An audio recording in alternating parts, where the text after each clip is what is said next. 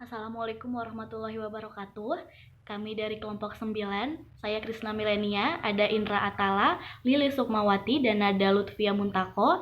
Di sini kami akan mempresentasikan materi terakhir, yaitu inovasi kurikulum dan pembelajaran. Untuk materi yang pertama akan dijelaskan oleh Nada Lutfia Muntako. Yang pertama, kita akan membahas mengenai hakikat, unsur, dan ciri inovasi pendidikan. Hakikat dari inovasi adalah gagasan, ide, atau praktik yang diterima sebagai suatu hal yang baru bagi suatu kelompok atau perorangan untuk diadopsi. Lalu di sini ada istilah difusi. Istilah ini adalah proses penyerapan sesuatu yang baru dengan menekankan pada aspek filterisasi. Jadi, difusi inovasi dapat dimaknakan sebagai penyebarluasan dari gagasan inovasi tersebut melalui suatu proses komunikasi yang dilakukan dengan menggunakan saluran tertentu dalam satu rentang waktu tertentu di antara anggota sistem sosial masyarakat. Lalu di sini ada inovasi pendidikan. Inovasi pendidikan adalah suatu perubahan ataupun pemikiran cemerlang di bidang pendidikan yang bercirikan adalah hal baru atau berupa produk dari suatu hasil olah pikir dan olah teknologi yang diterapkan melalui tahapan tertentu yang timbul dan memperbaiki suatu keadaan pendidikan. Jadi, difusi inovasi pendidikan adalah suatu proses untuk mengomunikasikan suatu inovasi dalam bidang pendidikan kepada anggota suatu sistem sosial melalui saluran komunikasi tertentu dan berlangsung sepanjang waktu. Di sini dijelaskan ada 4 ciri inovasi pendidikan. Yang pertama, esensi inovasi itu sendiri, yaitu adalah gagasan, ide, atau praktik yang diterima sebagai suatu hal yang baru bagi suatu kelompok ataupun perorangan untuk diadopsi. Yang kedua, ada saluran komunikasi. Komunikasi adalah suatu proses konvergen di mana terjadi pembagian informasi bersama untuk mencapai suatu kesepakatan bersama. Komunikasi dibagi menjadi 2, yaitu komunikasi homofil dan komunikasi heterofil. Waktu dan proses penerimaan. Proses keputusan inovasi adalah suatu proses yang dilalui individu atau kelompok, mulai dari pertama adanya inovasi, dilanjutkan dengan keputusan sikap terhadap inovasi, implementasi inovasi, dan konfirmasi atas keputusan informasi yang dipilihnya. Yang keempat, ada sistem sosial. Sistem sosial merupakan sebagai unit saling berhubungan sama lain dalam tatanan masyarakat, yaitu dalam mencapai tujuan yang diharapkan. Selanjutnya ada saluran komunikasi. Sebelumnya sudah disebutkan ada 2 komunikasi, yaitu komunikasi homofil dan komunikasi heterofil. Komunikasi homofil adalah proses komunikasi yang dilakukan oleh 2 individu atau kelompok yang dikategorikan memiliki kesamaan satu sama lain. Yang kedua, ada komunikasi heterofil, yaitu proses komunikasi yang dilakukan oleh 2 orang atau lebih, di mana pengirim pesan dan penerima pesan memiliki latar belakang yang berbeda, baik dilihat dari usia, budaya, pendidikan, agama, atau karakteristik sosial lainnya. Selanjutnya ada sistem sosial. Sistem sosial di sini ada struktur sosial dan norma sosial difusi. Dalam norma sosial difusi ada batasan pelaksanaan inovasi, ukuran kewilayahan, kelengkapan fasilitas, penggunaan durasi waktu, tujuan yang ingin dicapai, proses yang dilakukan, definisi peran, kondisi normatif, sistem struktur sosial, metode sosialisasi, dan terakhir keterkaitan dengan sistem atau instansi lain. Pembahasan yang selanjutnya yaitu adopsi dan pelaksanaan inovasi pendidikan. Menurut Matthew B. Mills, innovation is a species of the genus change, yang berarti inovasi adalah sebuah spesies dari jenis perubahan. Menurut Matthew juga terdapat 4 ciri inovasi. Yang pertama adalah memiliki kekhasan atau khusus, di mana khas dalam ide, program, tatanan, sistem, dan hasil yang diharapkan. Contohnya yaitu pada saat program guru kelas rangkap atau multi-grade teacher yang memiliki ciri khusus jika dibandingkan dengan program lain yang sejenis. Kemudian memiliki ciri atau unsur kebaruan, yaitu memiliki karakteristik sebagai buah karya atau buah pikir yang memiliki keorisinilan dan kebaruan. Sehingga inovasi ini merupakan suatu proses penemuan ide, gagasan, atau produk lainnya. Yang ketiga yaitu program inovasi dilakukan secara terencana dan tidak dilakukan dengan tergesa-gesa. Contohnya saat peluncuran program manajemen berbasis sekolah atau school-based management, tahapannya harus direncanakan secara matang dan tidak tergesa-gesa. Yang terakhir, yaitu inovasi harus memiliki tujuan atau harus memiliki sesuatu yang ingin dicapai dari sistem inovasi yang dilakukan, termasuk tujuan untuk memperbaiki suatu keadaan. Yang selanjutnya yaitu tahapan pelaksanaan inovasi. Terdapat 5 tahap, diantaranya tahap pengetahuan atau knowledge, yaitu di mana individu atau kelompok membuka diri terhadap inovasi. Yang kedua, tahap bujukan, di mana individu atau kelompok menyenangi atau tidak menyenangi inovasi. Yang ketiga yaitu tahap pengambilan keputusan, di mana individu atau kelompok melakukan penerimaan atau penolakan terhadap adanya inovasi. Yang keempat adalah tahap implementasi, di mana individu atau kelompok menerapkan atau menggunakan inovasi tersebut. Dan tahapan yang terakhir yaitu tahap konfirmasi, di mana individu atau kelompok mencari penguatan terhadap keputusan inovasi yang dilakukannya. Setelah kita membahas ciri juga tahapan, di sini juga ada syarat-syarat adopsi inovasi. Terdapat 5 syarat. Yang pertama yaitu harus memiliki tujuan yang jelas. Yang kedua, memiliki pembagian tugas yang jelas. Yang ketiga, memiliki kejelasan struktur kewenangan. Yang keempat, memiliki peraturan dasar dan umum. Dan yang kelima, yaitu memiliki pola hubungan informasi yang teruji. Kemudian ada peran agen perubahan. Perlu diketahui dalam suatu sistem sosial terdapat 2 komponen paling penting. Yang pertama yaitu pemimpin pendapat atau opinion leaders, dan yang kedua adalah agen perubahan atau agent of change. Pemimpin pendapat itu sendiri diartikan sebagai tingkat di mana individu dapat mempengaruhi individu lainnya untuk mencapai tujuan yang diharapkan. Kemudian, agen perubahan itu adalah individu yang dapat mempengaruhi pengambilan inovasi klien menuju arah harapan agen perubahan. Yang selanjutnya ada percepatan adopsi inovasi yang bergantung pada beberapa hal seperti adanya keuntungan relatif atau relative advantage, yaitu ukuran sejauh mana inovasi memberikan manfaat bagi individu atau pun masyarakat. Semakin tinggi keuntungan relatifnya, maka percepatan adopsinya akan semakin tinggi pula. Nah, contohnya yaitu seperti pada saat adanya program cara belajar siswa aktif atau biasa disingkat sebagai CBSA, apakah memiliki keuntungan relatif atau tidak? Jika memiliki keuntungan relatif, maka inovasinya akan cepat diadopsi oleh masyarakat. Yang kedua adalah memiliki kesepahaman dan kekompakan, yaitu sejauh mana inovasi dapat sejalan dengan sistem nilai yang ada ataupun pengalaman masa lalu masyarakat. Contohnya program peduli sekolah, apakah sesuai dengan budaya masyarakat yang memiliki budaya gotong royong atau tidak.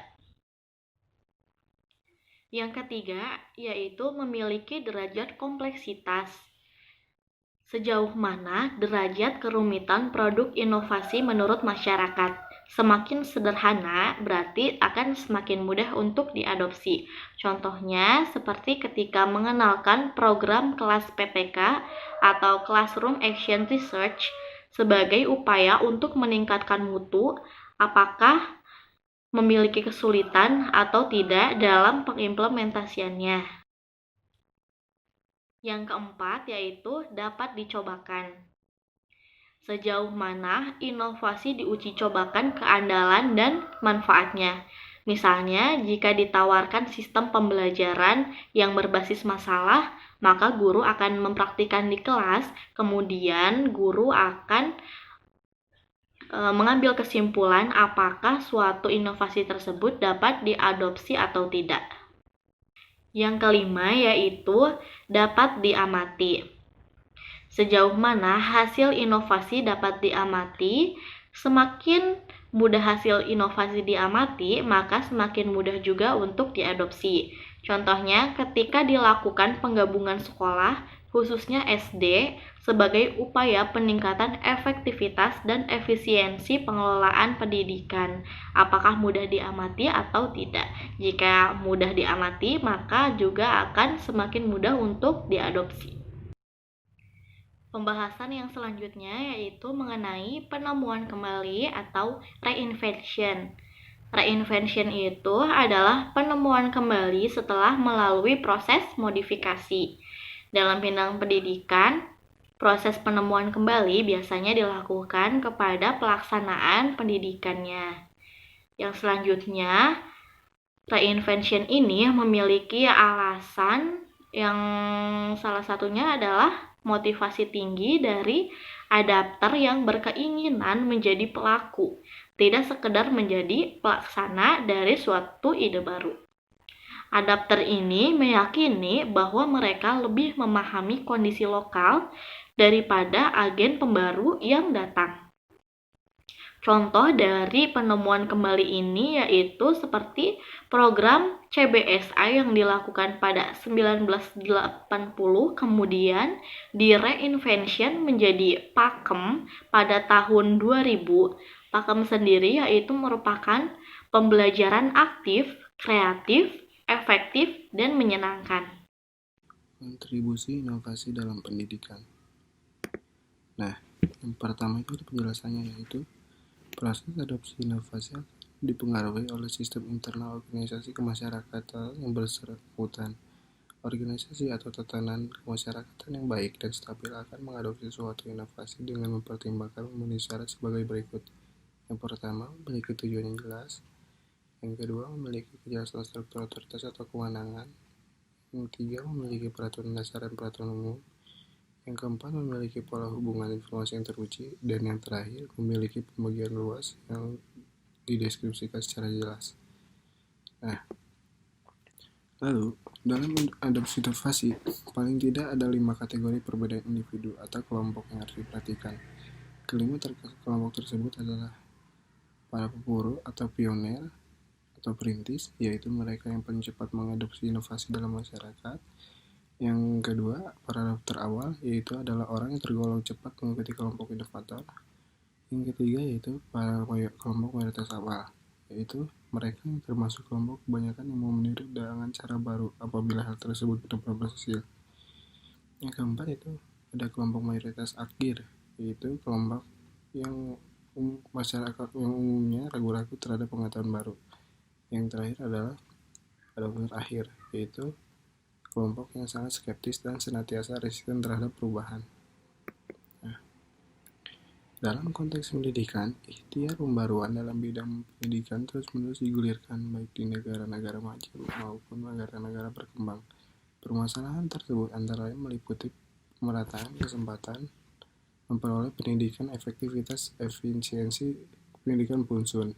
Dalam Santoso S. Hamijojo mengatakan bahwa secara gamblang tentang 3 kecenderungan kontribusi dari misi difusi inovasi, khususnya dalam pendidikan, yaitu yang pertama, difusi inovasi pendidikan cenderung mengembangkan dimensi demokratis. Akhirnya, difusi inovasi yang dilaksanakan mengembangkan misi atau kecenderungan untuk meninggalkan konsepsi pendidikan yang terbatas bagi kepentingan elit tertentu. Kedua, inovasi pendidikan mengembangkan misi yang cenderung bergerak dari konsepsi pendidikan yang berat sebelah dalam peningkatan kemampuan pribadi di antara pengetahuan, sikap, dan keterampilan. Ketiga, pendidikan mengembangkan misi yang cenderung dari bergerak dari konsepsi pendidikan yang bersifat individual perorangan menuju ke arah dari konsepsi pendidikan yang boros menuju pada konsepsi yang lebih efektif, efisien, dan relevan dengan kebutuhan pembangunan. Nah, Diamati dari sifatnya, kategori inovasi bisa diamati dari karakteristik perubahan yang sedikit-sedikit atau sebagian komponen sampai kepada perubahan atau inovasi yang drastis, dan perubahan yang menyeluruhan total terhadap semua komponen yang ada dalam sistem yang ada. Dalam kaitannya dengan kontribusi Huberman, seperti dikutip Ishaq Abdul Haq pada tahun 2000, membagi sifat perubahan dalam inovasi ke dalam 6 kelompok. Yang pertama, penggantian, misalnya inovasi dalam penggantian sekolah. Kedua, perubahan, misalnya upaya pengubah tugas guru yang tadinya hanya bertugas mengajar. Ketiga, penambahan dalam inovasi yang bersifat penambahan ini tidak ada penggantian atau perubahan. Keempat, penyusunan kembali, yaitu penyusunan kembali berbagai komponen yang ada dalam sistem dengan maksud agar dapat menyesuaikan diri dengan tuntutan dan kebutuhan.